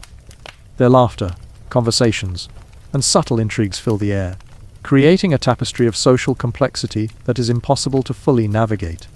You realize that even the most meticulous preparation is subject to the whims of human behavior, an unpredictable force that can render hours of labor instantly fragile. Yet, you persist, moving through the chaos with the skill and grace that only years of palace labor could instill. At one point, a chandelier, already swaying slightly from the heat of candles and the movement of the crowd, shifts dangerously. You spot it just in time, diving to steady a tray of champagne glasses before they crash. Gasps echo around you, though the nobles themselves seem oblivious to the near catastrophe. Your pulse races, but you survive again. You allow yourself a brief internal celebration, knowing that small victories are the currency of survival in this gilded, chaotic world. The masquerade reaches its peak. Guests dance, converse, and strategize behind their masks. Music fills every corner, and the palace seems to pulse with life, extravagance, and danger. You navigate the labyrinthine halls and gardens, performing tasks with a silent intensity, aware that every tray, every movement, every breath is under scrutiny. Exhaustion weighs on you, yet you cannot pause. In Versailles, stillness is not permitted. Invisibility is not optional. A minor scandal erupts near the main staircase. A guest spills wine on another's gown, sparking whispered arguments and flaring tempers. You spring into action, discreetly adjusting napkins, wiping spills, and smoothing fabrics. The situation diffuses without anyone noticing your intervention. Relief washes over you briefly, mingling with the adrenaline that has carried you through the night. You realize that Versailles is a place where disasters happen silently, and survival depends on recognizing them before they do. Hours pass. The masked faces blur together, the music crescendos and fades, and the palace remains a living organism demanding constant attention. You move among the crowd, adjusting trays, aligning chairs, smoothing gowns, and maintaining the invisible equilibrium that sustains the spectacle. The exhaustion is overwhelming, yet the thrill of survival, the quiet triumphs, and the subtle humor of the absurdity keep you moving. Finally, the masquerade begins to wind down. Guests retreat, laughter echoes fading, and the palace exhales a collective sigh of temporary calm. You sink against a column, hands trembling, muscles aching, heart pounding, and mind reeling from the relentless demands of the night. The moonlight glimmers off polished floors, and crystal chandeliers, reflecting the surreal beauty and absurdity of a world that seems both magical and impossible. As you catch your breath, a fellow servant leans close, whispering conspiratorially, "If you think surviving this masquerade was exhausting, wait until the king demands a sunrise procession tomorrow. Every footstep, every breath, every shadow will be observed." You shiver at the thought, yet a small spark of pride persists. You have endured, you have navigated the chaos, survived the scrutiny, and remained invisible yet indispensable. And as you retreat to the servant quarters, exhausted beyond measure, the faint strains of music and laughter still echo through the halls, a reminder that in Versailles, the spectacle never truly ends. Even in rest, vigilance is required. Even in exhaustion, survival is an ongoing challenge. And somewhere in the mingling of fatigue, triumph, and absurdity, you recognize a truth that no amount of rest or training could have prepared you for. To exist in Versailles is to be constantly tested, endlessly observed, and perpetually on edge. But against all odds you endure. The masquerade is over. Or so the nobles believe. For them, the night ended with laughter, applause, and a final bow before drifting toward their chambers, silk skirts trailing, shoes clicking faintly along polished floors. They will remember the glittering chandeliers, the music, the wine, the whispered intrigues exchanged behind feathered masks. They will wake late tomorrow, stretching in silk sheets, sighing over the faintest headache from champagne, and perhaps laughing lightly about how someone's mask slipped or someone else nearly fainted in the heat. For you, the masquerade is not over. For you, it has only just begun. You stand in the aftermath of the spectacle, and Versailles reveals itself not as a palace of light, but as a battlefield of detritus. The air is heavy with the mingling smells of extinguished candles, spilled wine, sweat, and crushed fruit ground into the parquet floors. Wax drips congeal like pale stalactites on banisters. Feathers shed from wigs litter the ground like fallen birds. Somewhere, a goblet has been smashed into 100 glittering fragments, reflecting the moonlight with a beauty no one can afford to admire. The orchestra is silent, their instruments abandoned mid-rest on chairs and music stands. What remains is the drone of exhaustion, the shuffle of slippers, the groan of servants, the faint scrape of brushes as the night's true work begins. You pick up a tray with glasses half filled, each one a small disaster waiting to happen. Some are sticky with sugar, others lipsticked in scarlet that will never quite wash away. Your arms ache, but you carry them as though they weigh nothing, because here, invisibility is strength. The hall that hours ago pulsed with music now hums with the sounds of labor. Scrubbing, sweeping, dragging, lifting. The laughter of nobles has been replaced by mutters from servants, who, like you, navigate this debris field with wary precision. Someone curses under their breath as wine stains refuse to lift. Another kicks a discarded mask across the floor, muttering about the idiocy of a man who spilled an entire tureen of soup while attempting a bow. You are swept into the tide of cleaning. Brushes meet wax. Buckets slosh, linens are gathered. You lean into the work, each movement mechanical, almost meditative. Yet beneath the repetition lies a sharper awareness. Every moment carries risk. If the floors are not spotless by dawn, if the silver does not gleam, if the smell of spoiled wine lingers, punishments follow. And so the palace breathes in a different rhythm now, not the exhale of spectacle, but the inhale of restoration. Hours blur. The moon lowers, painting the hall of mirrors with a light less forgiving than candle flames. You pass your reflection in a streaked panel of glass and hardly recognize the figure staring back. Hair disheveled, eyes hollowed, sleeves damp with wine and sweat. You are as much a ghost here as any reflection might be. Yet Versailles is never entirely quiet. Nobles stumble occasionally from their chambers in search of late night wine or whispered rendezvous. You hear the clatter of heels on marble, the flutter of silk against doors. Some still wear masks, as though unable or unwilling to let go of the night's charade. You bow quickly, step aside, make yourself small. You are furniture again, useful and unseen. Among servants a different theatre unfolds. There are alliances here, rivalry sharper than any sword. A dropped tray might be accidental, or it might be sabotage. A warning whispered in your ear might be genuine, or it might be bait, designed to test your alertness. You learn to read faces in half light, to listen for tone more than words. Every relationship is a negotiation. Every glance contains calculation. Tonight, one of the senior maids insists on inspecting every surface of the ballroom twice, her voice sharp as she orders younger servants to scrub already spotless floors. She seeks favor with a steward, you realize. Every command she gives is not about cleanliness but visibility. She wants her labor noticed, rewarded, remembered. Meanwhile, others mutter behind her back, their resentments simmering, invisible as yours. You navigate carefully, smoothing linens, stacking plates, avoiding entanglement in disputes that are not yours to solve. Survival here is not about loyalty or rebellion. It is about balance. Too visible, and you become a target. Too invisible, and you risk erasure. The hours stretch. Candles are replaced, wicks trimmed, fresh wax laid out. The crystal of chandeliers is polished until it gleams faintly in the first grey hints of dawn. Someone hums quietly as they scrub. A tune from the masquerade, distorted by fatigue. The sound is haunting, a reminder of the endless loop you live within. Prepare, perform, clean, repeat. At one point, you pass through the gardens. The hedges gleam with dew, their edges softened by mist. In the distance, you hear frogs croak faintly in the fountains. The night's revelry has left its mark here too. Trampled grass, discarded masks half-soaked, feathers sticking out of hedges like wounded birds. The air smells damp, metallic, faintly sweet with overripe fruit. You pause, just briefly, and breathe it in. The coolness soothes your lungs, reminding you that the world beyond this palace exists, even if it feels like a dream. But rest is brief. Another call pulls you back inside. The king will rise soon. The palace must be flawless. The rhythm quickens. Brooms move faster, buckets clatter louder. Servants snap at one another with the brittle sharpness of exhaustion. Fingers are pricked polishing silver, knees ache scrubbing floors, backs protest under the weight of endless linens. Yet no one dares stop. You press on, moving through this symphony of labor like a single, silent note.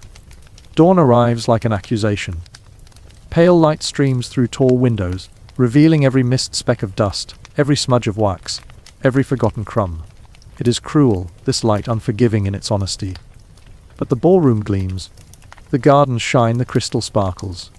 The masquerade has been erased as though it never existed. And yet you remember. The laughter, the spills, the near disasters. The heartbeat of survival in every step. You carry those memories silently, tucked away where no noble will ever see them. When the king finally appears, his steps slow and deliberate, the palace is perfect again. He glances around, satisfied, and says nothing. That silence is your only reward. Later, in the servants' quarters, you collapse onto a rough bench, every muscle aching, every breath heavy. The air here is different, less perfumed, more honest. Someone snores in the corner, another rubs their blistered hands, another chews on stale bread with a grim kind of determination. You sit among them, bone-tired yet oddly alive. There is no applause for what you have done. No mask, no music, no spectacle. Yet you survived the masquerade and its aftermath. You endured the cleaning, the politics, the scrutiny. You remained invisible, and that invisibility is its own kind of victory. And as you close your eyes, exhaustion pressing heavy against your skull, you know that Versailles never sleeps. Tonight, another spectacle may be planned. Tomorrow, another inspection. The cycle will continue, relentless, absurd, impossible. But for this moment, in the brief lull between one storm and the next, you allow yourself to exhale. You are still here. And in Versailles, that is no small triumph. You are woken before dawn by the sound of bells. Not church bells, not the soft murmur of prayer, but a sharper toll, a reminder that the king's day must begin and, therefore, so must yours. Your eyes burn. Sleep clings to you like cobwebs, thin but stubborn. Your body aches from the masquerade and the endless hours of cleaning, yet there is no space for protest. The lever du roi, the rising of the king, is more than a ceremony, it is an orbit, and every body in Versailles must move according to its pulled. The air in your chamber is cold, damp with the breath of too many servants, packed too tightly in stone corridors. You dress quickly in the dim light, fingers fumbling with worn fabric. There is no luxury in your clothing, only function. You tug the cloth straight, wipe your face with a rough rag, and steel yourself for the performance ahead. Because this is theatre, and everyone has a role to play.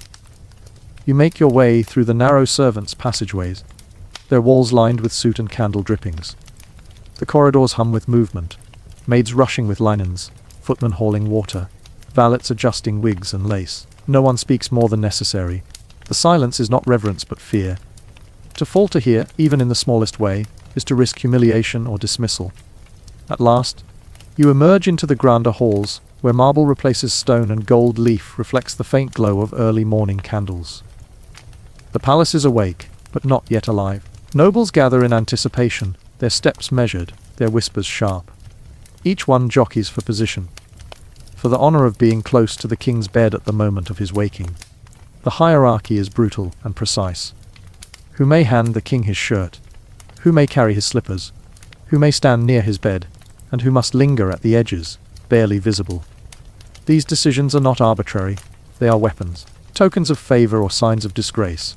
The lever is not merely about waking the king. It is about power. You, of course, do not stand among the nobles. You remain in the shadows, one of countless hands ensuring the machinery of ritual runs smoothly. Yet invisibility does not mean safety.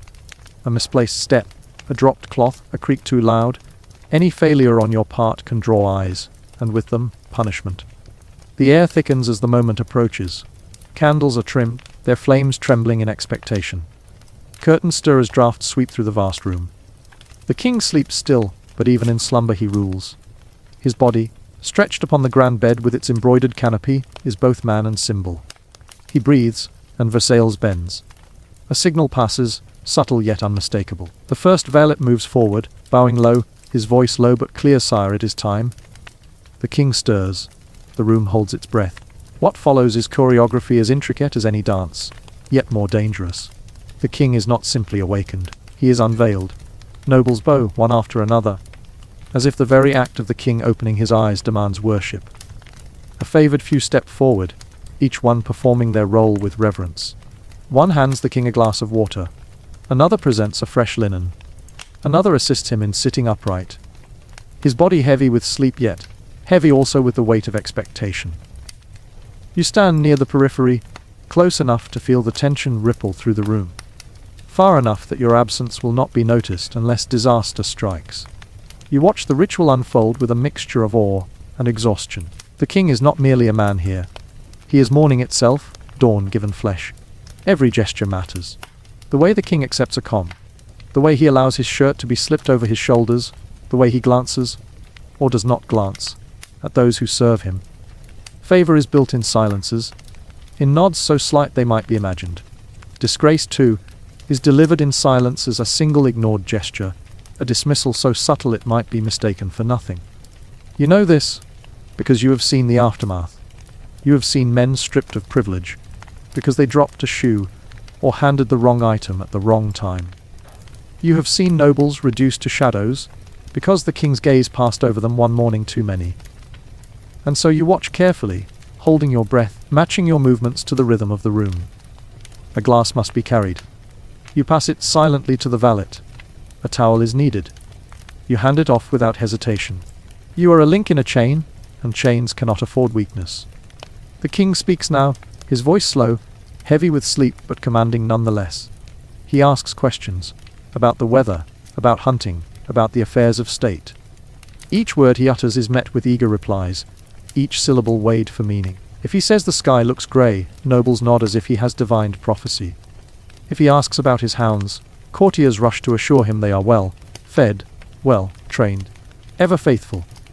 You wonder, briefly, what it must be like to live this way, to wake each morning, not as yourself but as a performance. To have your first sip of water observed, your first step witnessed, your very yawn treated as divine. Does he ever wish for silence? Does he ever long to wake alone? The thought is dangerous, and you push it aside. The ritual continues. Layers of clothing are added one by one: linen, silk, lace, each piece presented with ceremony, each piece accepted with gravity. The king transforms slowly, from vulnerable man to untouchable monarch. By the time his shoes are buckled, he is no longer waking, he is ruling. Around you, the courtiers beam, bow, whisper.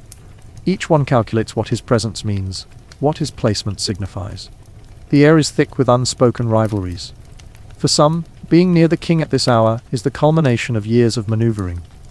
For others, it is a humiliation, proof they have been edged out of favor. You watch it unfold like a shadow play, invisible yet obvious. And you wonder, do they see you at all? Do they notice the servants who keep the ritual from collapsing? Do they remember who carried the water, who fetched the slippers, who polished the floor so the king's feet would not step upon dust? Perhaps not. Perhaps invisibility is both curse and shield. At last, the lever concludes. The king, now fully dressed, rises from his bed. The courtiers bow deeply, their movements rehearsed, their spines aching from devotion. He leaves the chamber. A tide of nobles following in his wake, each scrambling for another moment of proximity. The room empties slowly, like the ebbing of the sea, leaving only silence and the faint scent of musk and perfume. Your shoulders sag. The ritual is over, but the day has just begun. Now the real labor begins. The bed must be remade, linens replaced, chamber cleaned. The ceremony leaves debris, stray hairs in combs, spilled water on tables, wrinkles in fabric. You and the others move quickly, efficiently, erasing every trace of the king's humanity so that by nightfall, the chamber will again appear pristine, untouched, eternal. As you smooth the sheets, your mind wanders back to the moment of his waking. The way the room held its breath, the way dozens of eyes fixed upon him, as though his opening eyelids revealed the will of heaven. And you think this is not a man.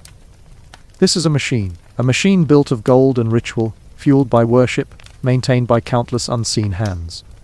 And you, bone-tired, aching, invisible, are part of its gears. The day stretches ahead, filled with more ceremonies, more duties, more cycles of visibility and erasure. You know it will not end until long after the sun has set. Yet, for now, you carry the strange quiet of the lever with you, the knowledge that even kings must wake, even kings must sip water. Even kings are men, though men transformed into gods by the theatre of Versailles. And as you leave the chamber, blending once more into the current of servants, you wonder which is more exhausting, the king's life, in its endless performance, or yours in its endless invisibility. Perhaps, you think, they are not so different. You feel the day stretch long behind you, heavy with footsteps, commands, and whispers. The sun has already slipped down into the horizon, staining the sky with streaks of violet and gold, yet Versailles does not rest. The palace is never silent, never still. It hums like an instrument drawn taut, vibrating with tension, anticipation, and the weight of ritual. For hours, the corridors have been alive with the shuffle of shoes, the rustle of silk, the clipped voices of officials rehearsing their part in what comes next. Nobles prepare themselves as carefully as soldiers readying for battle, not with weapons, but with lace, powder, and perfectly measured bows. For tonight is the Cocher du Roi. It mirrors the lever of morning, but in reverse. The rising of the king and the sleeping of the king are bookends to the day, both swollen with ceremony. To undress a man should be simple, ordinary, private. Yet at Versailles, it is transformed into spectacle. The king cannot remove a glove without half a dozen eyes watching. He cannot lay his head upon a pillow without prayers, bows, and ritual gestures framing the act. And you, once more, are here to witness, to assist, to vanish into the background, even as your every movement matters. The evening meal has ended. You can still smell the roast meats and sauces clinging to the air. Though here in the service halls it is only a shadow. Nobles and courtiers have drifted toward the king's chambers, drawn by the promise of proximity. They walk with careful poise, their wigs towering, their faces powdered, their every gesture choreographed.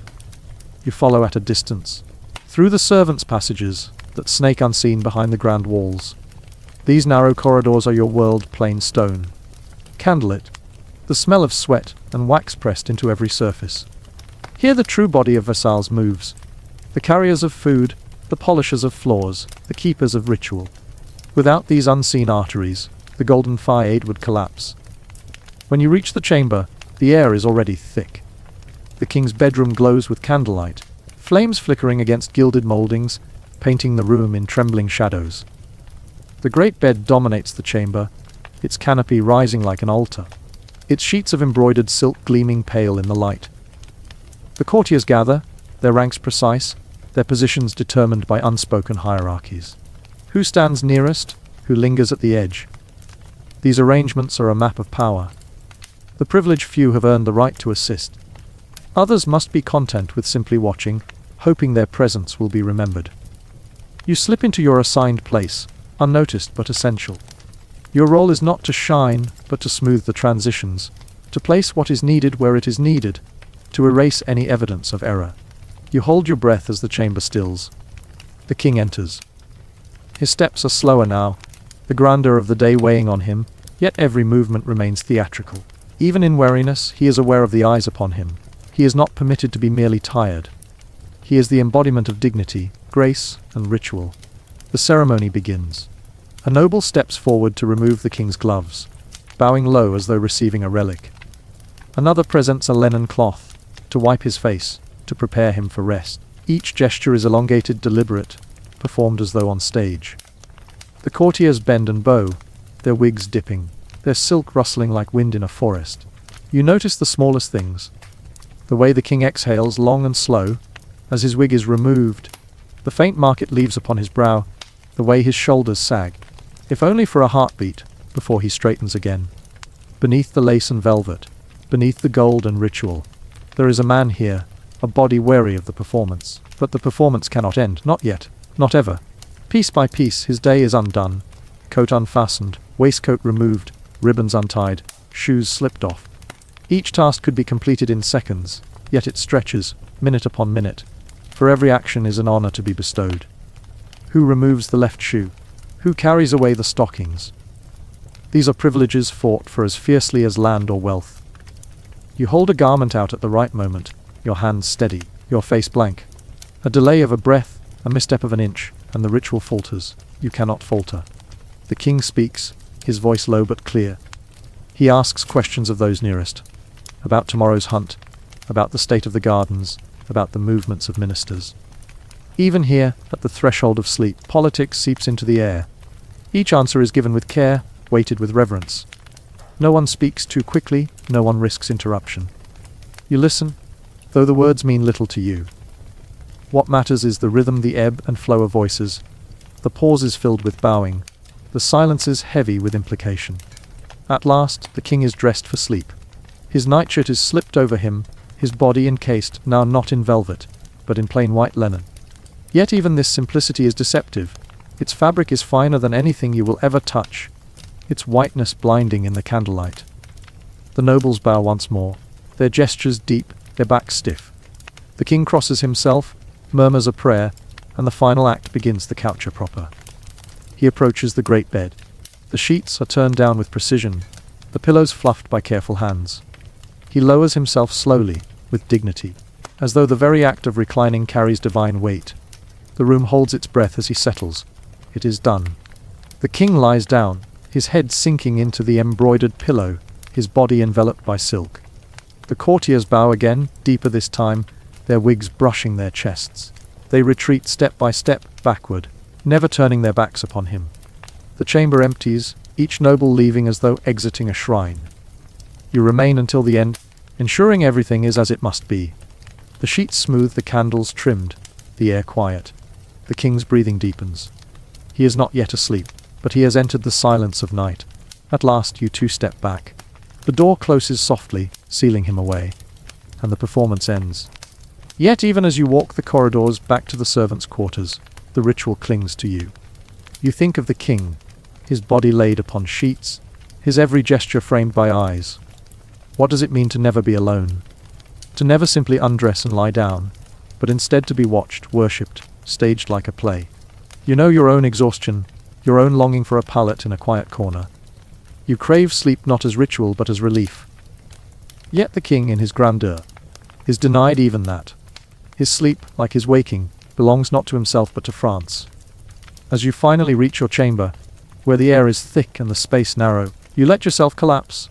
No gilded sheets here, no ceremony. Only darkness, rough fabric, the sound of others breathing beside you.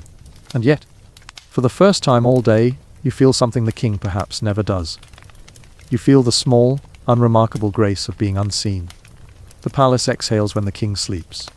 Corridors that once thundered with footsteps soften to murmurs, and the chandeliers, their candles snuffed one by one, surrender to shadow. You walk these halls in your memory now, as though retracing the footsteps of every day you have served, each ceremony that has passed like a tide. You recall the lever at dawn, the heavy silence before the bed curtains were drawn. You recall the endless meals, the rituals of clothing and unclothing, the bows, the careful words, the eyes that never looked away from the Sun King. You recall the coucher, when even his sleep was a performance, as though the weight of a kingdom could not be set aside at night. And through it all, you recall yourself, not as a name to be written in a ledger, not as a figure to be painted in oils, but as the quiet presence at the edge of ritual. You were the one who fetched, who steadied, who vanished before anyone thought to look. The palace stood because of countless hands like yours, countless shadows who moved through narrow halls and stairwells, unseen yet essential. The gilded mirrors of Versailles reflect kings and courtiers, but they never reflect the servants who lit the candles, who scrubbed the floors, who stitched the lace. Yet here, in memory, their lives are no less vivid than the tapestries, no less real than the painted ceilings. For every bow the nobles made, you felt the ache in your own spine. For every feast, you smelled the grace that clung to your apron long after the plates had been cleared. For every polished floor, your knees remembered the stone. The palace itself was a theatre, and you were both stagehand and witness. You saw the truth hidden beneath the glitter, the fatigue in the king's eyes, the hunger in a servant's belly, the jealousy curled like smoke in the noble ranks. You knew that power could glitter like gold, but it also corroded, like iron left too long in the rain. And as you step back now, leaving Versailles behind, you understand the strange symmetry of it all. The kings rising and sleeping, wrapped in ritual, bound in eyes, were as fragile as your own exhaustion and rest. Beneath the silks and the rough cloth, beneath the crowns and the calloused hands, lay the same human truth: the need to eat, to breathe, to sleep, to be remembered. The palace is quiet. The king dreams. And you, too, may close your eyes, your story complete. In the end, history may not remember the nameless servant at Versailles, but it remembers the weight of the world they carried in silence. And if you listen closely, in the hush that follows, you can almost hear it still, the echo of footsteps on marble, the whisper of silk, and the quiet heartbeat of those who lived in the shadow of the sun.